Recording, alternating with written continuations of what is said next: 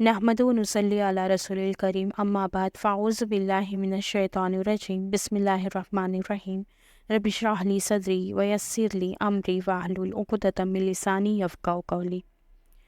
آپ صلی اللہ علیہ وسلم کی ولادت۔ رسول اللہ صلی اللہ علیہ وسلم مکہ میں شعب بنی ہاشم کے اندر 9 ربیع الاول ایک عام الفیل یوم دوشنبہ کو صبح کے وقت پیدا ہوئے۔ اس وقت نو شیروا کی تخت نشینی کا 40واں سال تھا۔ ابن سعد کی روایت ہے کہ رسول اللہ صلی اللہ علیہ وسلم کی والدہ نے فرمایا، جب آپ صلی اللہ علیہ وسلم کی ولادت ہوئی تو میرے جسم سے ایک نور نکلا جس سے ملک شام کے محل روشن ہو گئے۔ امام احمد رحمۃ اللہ علیہ نے حضرت ارحاز رضوان بن ساریہ سے یہی مضمون جو ہے وہ نقل کیا ہے۔ ولادت کے بعد آپ کی والدہ نے عبد المطلب کے پاس پوتے کی خوشخبری بھجوائی۔ وہ شادہ و فرما تشریف لائے اور آپ صلی اللہ علیہ وسلم کو خانہ کعبہ میں لے جا کر اللہ تعالیٰ سے دعا کی، اس کا شکر ادا کیا اور آپ کا نام محمد تجویز کیا۔ یہ نام عرب میں معروف نہ تھا۔ پھر عرب دستور کے مطابق 7ویں دن ختنہ کیا۔ ایک قول یہ بھی ہے کہ آپ مختون یعنی ختنہ کیے ہوئے پیدا ہوئے تھے، مگر ابن قیم کہتے ہیں کہ اس بارے میں کوئی ثابت حدیث موجود نہیں ہے۔ آپ کو آپ کی والدہ کے بعد سب سے پہلے ابو لہب کی لونڈی صوبیہ رضی اللہ عنہا نے دودھ پلایا۔ اس وقت اس کی گود میں جو بچہ تھا اس کا نام مسرور رضی اللہ عنہ تھا۔ صوبیہ نے آپ صلی اللہ علیہ وسلم سے پہلے حضرت حمزہ بن عبد المطلب کو اور آپ صلی اللہ علیہ وسلم کے بعد ابو سلمہ بن عبد الاسد مخزومی کو بھی دودھ پلایا تھا۔ عرب کے شہری باشندوں کا دستور تھا کہ وہ اپنے بچوں کو شہری امراض سے دور رکھنے کے لیے دودھ پلانے والی بدوی عورتوں کے حوالے کر دیا کرتے تھے تاکہ ان کے جسم طاقتور اور اعضاء مضبوط ہو اور اپنے گہوارے ہی سے خالص اور ٹھوس عربی زبان سیکھ لے۔ اسی دستور کے مطابق عبد المطلب نے دودھ پلانے والی دائی تلاش کی اور نبی کریم صلی اللہ علیہ وسلم کو حضرت حلیمہ رضی اللہ عنہا بنت ابو ذؤیب کے حوالے کیا۔ یہ قبیلہ بنی سعد بن بکر کی خاتون تھی۔ ان کے شوہر کا نام حارث بن عبد العزیٰ اور کنیت ابو کبشہ تھی اور وہ بھی قبیلہ بنی سعد ہی سے تعلق رکھتے تھے۔ حارث کی اولاد کے نام یہ ہے جو رضاعت کے تعلق سے رسول اللہ صلی اللہ علیہ وسلم کے بھائی بہن تھے۔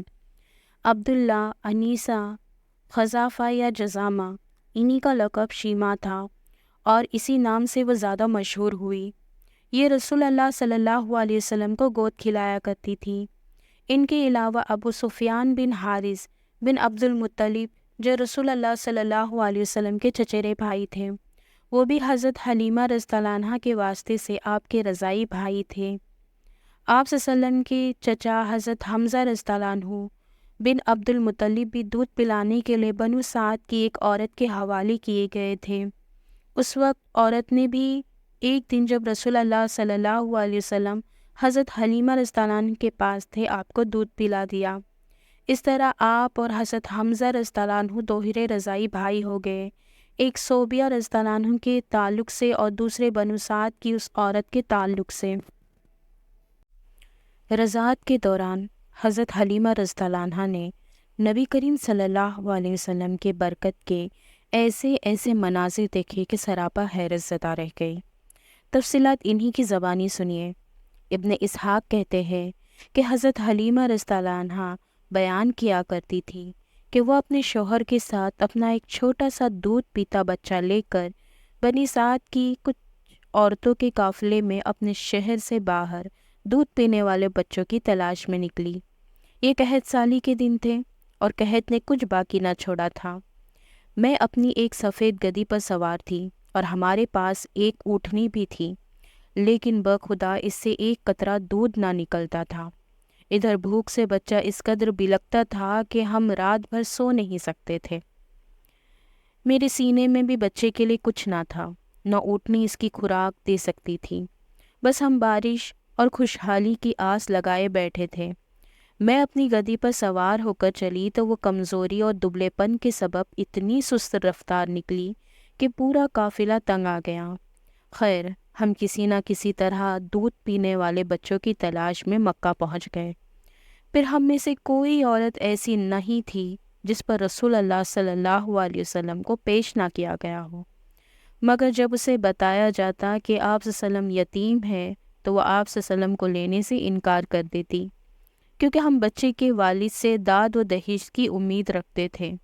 ہم کہتے یہ تو یتیم ہے، بھلا اس کی بیوہ ماں اور اس کے دادا کیا دے سکتے ہیں؟ بس یہی وجہ تھی کہ ہم آپ کو لینا نہیں چاہتے تھے۔ ادھر جتنی عورتیں میرے ہمراہ آئی تھیں سب کو کوئی نہ کوئی بچہ مل گیا، صرف مجھ ہی کو نہ مل سکا۔ جب واپسی کی باری آئی تو میں نے اپنے شوہر سے کہا، خدا کی قسم مجھے اچھا نہیں لگتا کہ میری ساری سہیلیاں تو بچے لے لے کر جائیں اور تنہا میں کوئی بچہ لیے بغیر واپس جاؤں۔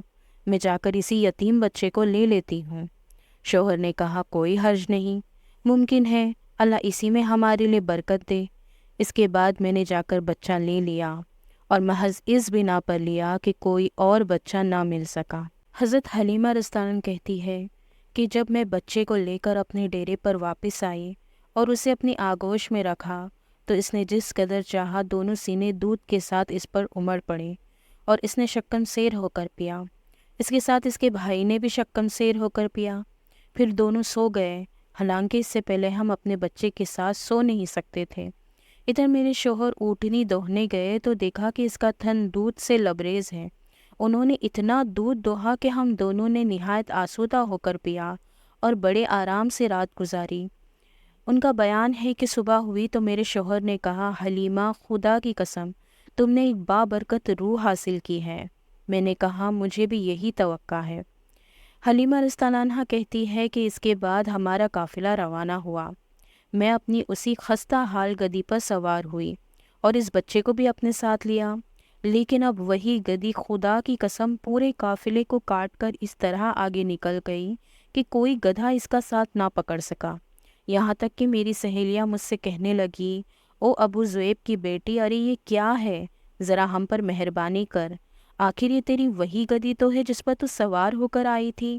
میں کہتی، ہاں ہاں بخدا یہ وہی ہے۔ وہ کہتی، اس کا یقیناً کوئی خاص معاملہ ہے۔ پھر ہم بنو سعد میں اپنے گھروں کو آ گئے۔ مجھے معلوم نہیں کہ اللہ کی روئے زمین کا کوئی خطہ ہمارے علاقے سے زیادہ قحط زدہ تھا، لیکن ہماری واپسی کے بعد میری بکریاں چرنے جاتی تو آسودہ حال اور دودھ سے بھرپور واپس پلٹتی۔ ہم دوہتے اور پیتے، جبکہ کسی اور انسان کو دودھ کا ایک قطرہ بھی نصیب نہ ہوتا۔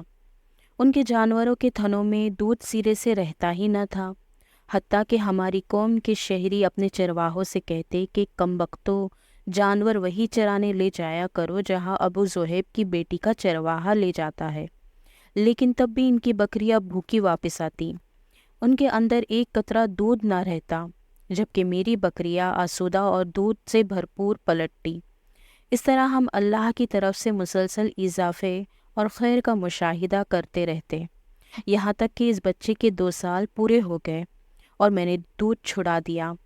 یہ بچہ دوسرے بچوں کے مقابلے میں اس طرح بڑھ رہا تھا کہ 2 سال پورے ہوتے ہوتے وہ کڑا اور گٹھیلا ہو چلا۔ اس کے بعد ہم اس بچے کو اس کی والدہ کے پاس لے گئے، لیکن ہم اس کی جو برکت دیکھتے آئے تھے، اس کی وجہ سے ہماری انتہائی خواہش یہی تھی کہ وہ ہمارے پاس رہے۔ چنانچہ ہم نے اس کی ماں سے گفتگو کی۔ میں نے کہا، کیوں نہ آپ اپنے بچے کو میرے پاس ہی رہنے دیں کہ ذرا مضبوط ہو جائے، کیونکہ مجھے اس کے متعلق مکہ کی وبا کا خطرہ ہے۔ غرض ہمارے مسلسل اصرار پر انہوں نے بچہ ہمیں واپس دے دیا۔